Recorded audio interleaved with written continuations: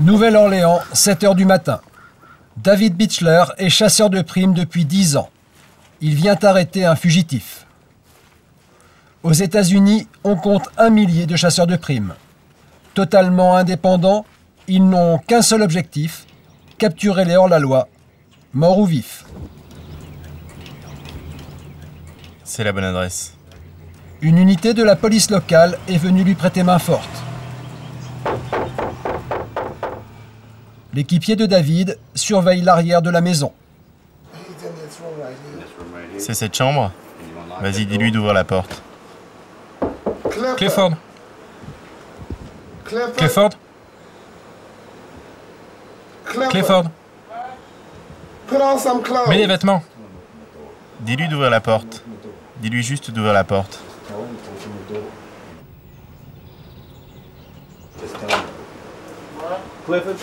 Clifford, j'ai un mandat. Tu es en état d'arrestation. Allez, habille-toi, vas-y doucement. Garde les mains bien apparentes. S'il vous plaît, coupez la caméra. Accusé d'avoir émis des chèques sans provision, cet homme en liberté sous caution ne s'est pas présenté à la convocation du tribunal. Remis à la police, il est conduit en prison immédiatement.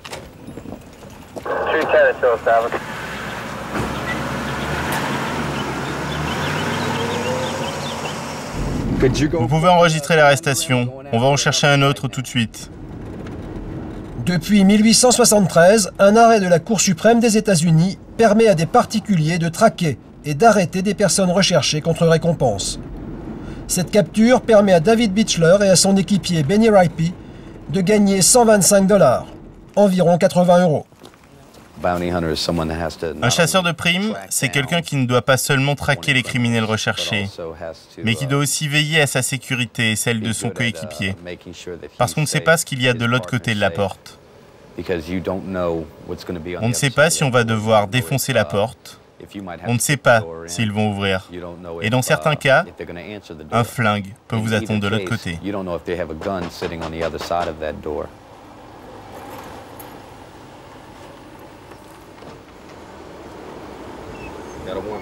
J'ai un mandat d'arrêt pour Brad.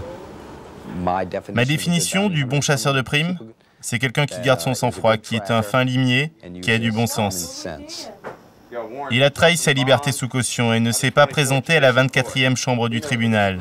Il sait très bien de quoi je parle. Allez, dépêche-toi, donne-moi n'importe quoi. Je m'en fous des chaussures. Fais-moi un t-shirt.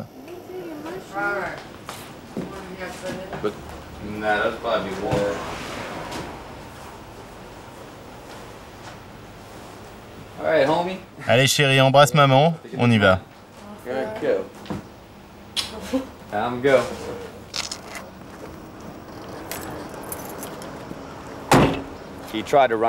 Il a essayé de se sauver par la porte de derrière. Il est tombé sur mon équipier, alors il n'est pas allé très loin. Benny l'avait menotté avant même que j'arrive. On l'a laissé s'habiller, et puis maintenant on l'amène à la prison du comté de Jefferson. Ça arrive souvent que les gens essayent de s'échapper? Ah oui, c'est pour ça qu'on travaille à deux. Il y en a toujours un en couverture pour empêcher qu'il se sauve, comme lui. Cette deuxième arrestation permet à David et Benny de gagner 70 € de plus. Plusieurs arrestations de délinquants par jour, des petites sommes. Le quotidien des chasseurs de primes. Celui-là a déjà été arrêté pour cambriolage, pour trafic de stupéfiants. Cette fois, il est inculpé pour recel d'objets volés. C'est pas la première fois qu'il a affaire à la justice. C'est pour ça qu'il a essayé de s'échapper par derrière.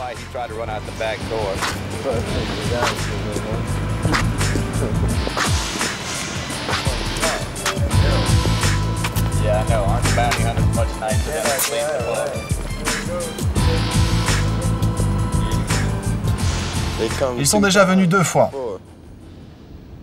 Mais je me suis échappé par derrière. Tu parles des policiers, pas des chasseurs de primes. Parce que nous, c'est la première fois qu'on est après lui. C'est la police qui s'était déjà présentée 2 fois. Personne n'a envie d'aller en prison. Ah mais tu peux courir, tu peux pas te cacher.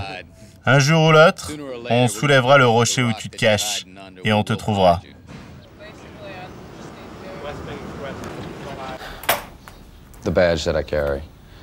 Ça, c'est le badge que je porte.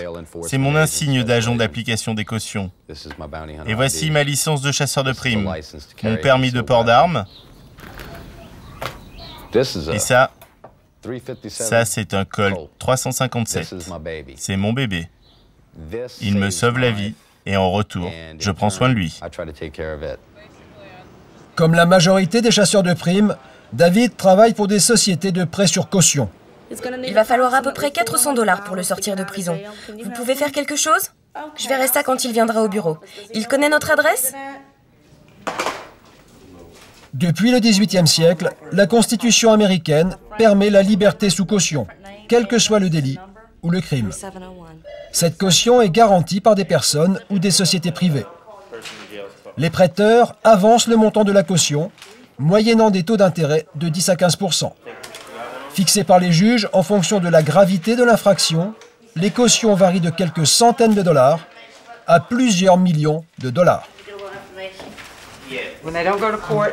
Lorsqu'ils ne se présentent pas au tribunal, c'est un délit. On nous envoie une lettre recommandée pour nous avertir, et à partir de la date à laquelle elle est postée, nous avons 6 mois pour les livrer à la justice, leur trouver une nouvelle comparution.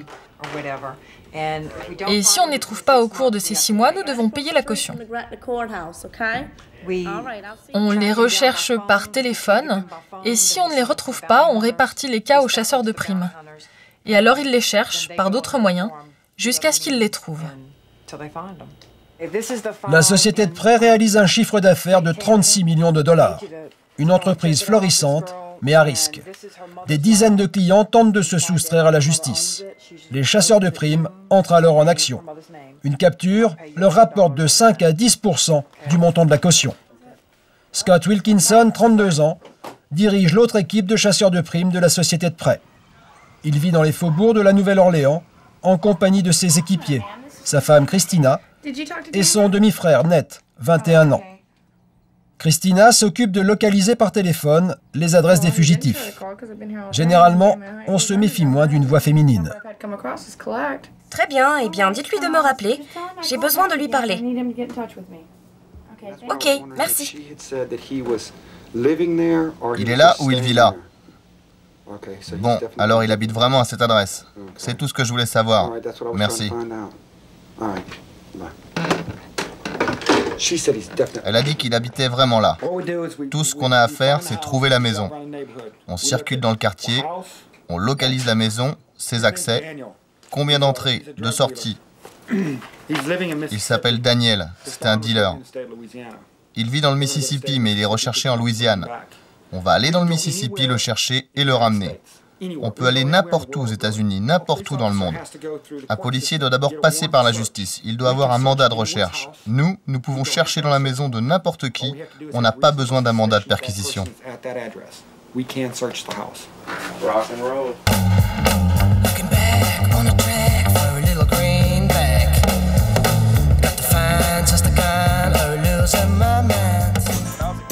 Quand j'étais enfant, j'étais un sale môme, le pire au monde. J'étais toujours une source de problèmes, je me faisais toujours arrêter pour de petits délits. Maintenant, à 21 ans, il est temps de changer. J'ai été policier en Louisiane pendant 4 ans et demi. J'ai participé à 14 fusillades quand j'étais dans la police. Et 11 personnes ont été tuées. Depuis que je suis chasseur de primes, je n'ai pas tiré une seule fois. J'ai eu l'occasion de sortir mon flingue 2 fois, mais tirer ou tuer, cela ne m'est plus arrivé. Je porte une arme à feu, mais j'ai choisi de ne pas m'en servir. Plusieurs heures et 300 km plus tard, Scott et Ned arrivent dans le Mississippi. Destination, les environs de Baie-Saint-Louis. Alerté, la police locale est venue en couverture. Hey, c'est la police. Il y a quelqu'un?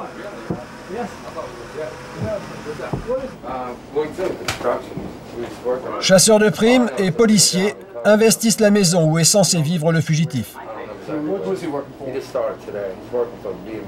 L'homme n'est pas encore rentré de son travail, mais il ne devrait pas tarder. Il y a 600 $ à se partager. Les chasseurs de primes décident de l'attendre.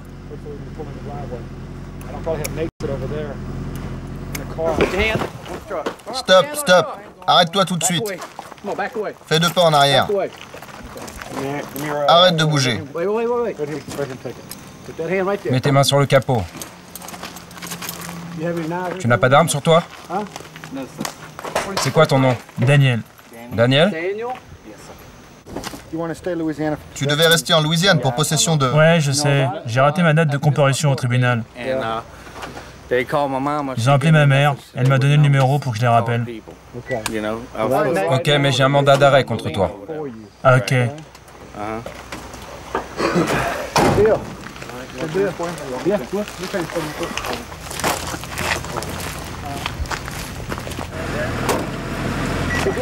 Bien joué.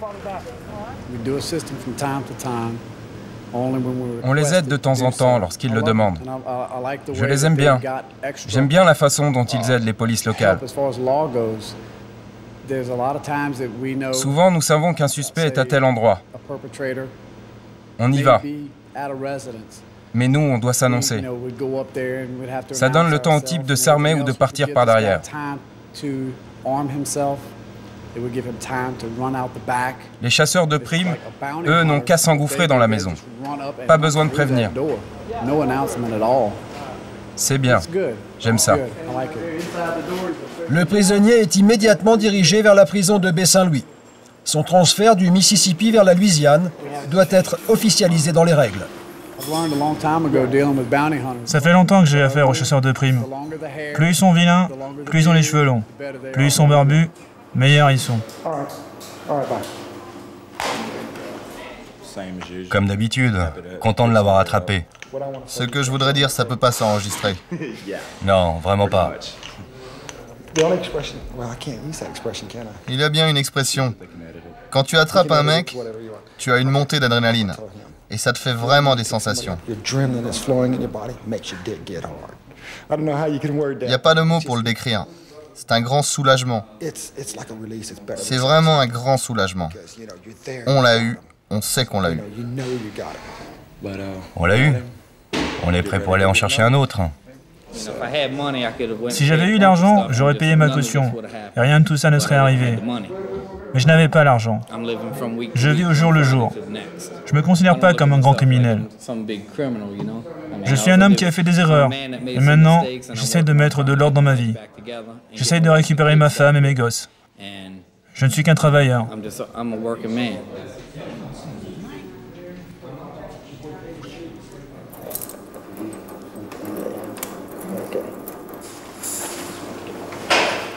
Maintenant, le fugitif peut légalement quitter l'État du Mississippi. Direction la Louisiane et la prison de la Nouvelle-Orléans, où il devra attendre en détention préventive sa comparution devant le juge.